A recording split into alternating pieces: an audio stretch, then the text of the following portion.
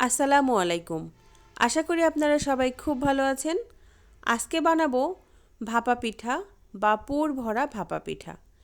এজন্য চুলাইতে একটা কড়াই বসিয়ে নিয়েছি। নিয়ে নিলাম 1 কাপ পরিমাণ নারকেল কোড়ানো আর হাফ কাপের একটু বেশি খেজুরের গুড়। আমি এটা নতুন খেজুরের গুড় দিয়ে বানাচ্ছি। আপনারা চাইলে কিন্তু চিনি দিয়েও বানাতে পারেন। পিঠার ভিতরের যে পুরটা, এই পুরটাই আমি বানিয়ে নিচ্ছি। এখন দিয়ে দিচ্ছি সামান্য একটু লবণ। যারা মিষ্টি খাবারে লবণ খেতে পছন্দ করেন না তারা কিন্তু এটা স্কিপ করতে পারেন। একটা চামচের সাহায্যে আমি মিক্স করে নিচ্ছি। আপনারা চাইলে কিন্তু হাত দিয়েও এটা মাখিয়ে নিতে পারেন। এখন আমি চুলাতে একটু নেড়েচেড়ে নামিয়ে নেব। 3-4 মিনিট জাল দিলে দেখবেন এটা শুকনো শুকনো হয়ে যাবে। সে পর্যায়ে নামিয়ে নিলেই কিন্তু পুরটা রেডি হয়ে যাবে। দেখতেই পাচ্ছেন অনেকটাই শুকনো শুকনো হয়ে গেছে। আমি এখন চুলা থেকে নামিয়ে নিয়েছি। আরেকটা প্যান বসিয়ে দিয়েছি চুলায়। এখন দিয়ে দিচ্ছি 1 কাপ পানি। দিয়ে দিচ্ছি সামান্য একটু লবণ। লবণটা দেওয়ার পরে আমি একটু মিশিয়ে নিচ্ছি। অপেক্ষা করছি যতক্ষণ না বলক আসে। দেখতেই পাচ্ছেন পানিতে কিন্তু খুব ভালোভাবে বলক চলে এসেছে। এ পর্যায়ে আমি এখন দিয়ে দেব শুকনা চালের গুঁড়া।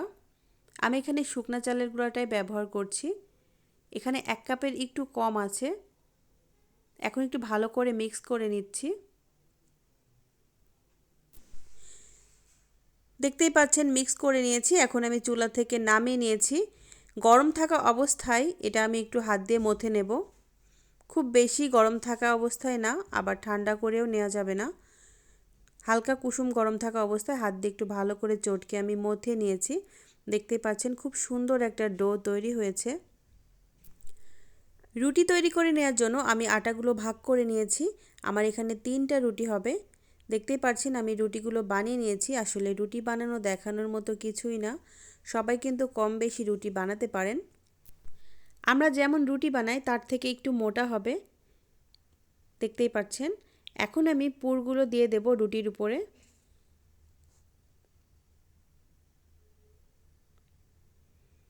এক সাইড থেকে আমি এভাবে দিয়ে দিচ্ছি। যে আপু বা ভাইয়া আমার এই ভিডিওটি দেখতে দেখতে লাইক দিতে ভুলে গেছেন, প্লিজ একটা লাইক দিয়ে দিবেন। এখন আমি একটু রোল করে নিচ্ছি। দেখতেই পাচ্ছেন এভাবে একটু জড়িয়ে নিলেই হবে। হাতে একটু পানি নিয়ে এই মুখটা কিন্তু লাগিয়ে দিতে হবে।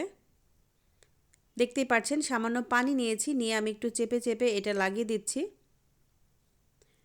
পানি দিয়ে লাগালে কিন্তু খুব ভালো করে লেগে যাবে।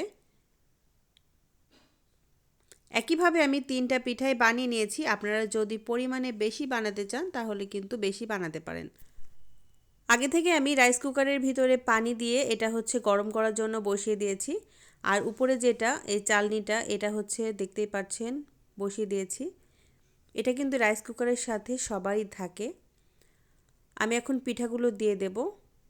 পিঠাগুলো দিয়ে দেওয়ার আগে আপনার এই চালনিতে কিন্তু হালকা একটু তেল ব্রাশ করে নেবেন, তাহলে আর লেগে যাবে না। একটা ঢাকনা দিয়ে আমি ঢেকে দিয়েছি। আর যে ছিদ্রটা থাকে এটা একটা টিস্যু পেপার দিয়ে আমি বন্ধ করে দিয়েছি। 10 থেকে 15 মিনিট একটু ভাপ দিয়ে নিলেই কিন্তু পিঠাটা তৈরি হয়ে যাবে। 10-15 মিনিট আমি পরে এটা নামিয়ে নেব। 15 মিনিট পরে আমি ঢাকনাটা খুলে নিচ্ছি। দেখতেই পাচ্ছেন পিঠাগুলো কিন্তু খুব ভালোভাবে হয়ে গেছে। এখন আমি নামিয়ে নিচ্ছি। একটা ছুরির সাহায্যে আমি কেটে নিচ্ছি পিস পিস করে। আপনারা চাইলে কিন্তু না কেটেও খেতে পারেন, কিন্তু কেটে নিলে দেখতে সুন্দর লাগবে। আশা করি আজকের পুর ভরা পাটিসাপটা পিঠা আপনাদের কাছে ভালো লেগেছে। আমার কিন্তু কাটার আগে একটা অলরেডি শেষ হয়ে গেছে। আশা করি রেসিপিটি আপনাদের কাছে ভালো লেগেছে। রেসিপি ভালো লাগলে অবশ্যই লাইক, কমেন্ট, শেয়ার করবেন। আর যারা আমার চ্যানেলটিকে সাবস্ক্রাইব করেননি তারা অবশ্যই চ্যানেলটিকে সাবস্ক্রাইব করে দিবেন। আর যারা আমার এই ভিডিওটি পেজ থেকে দেখছেন তারা অবশ্যই ফলো করে দিবেন।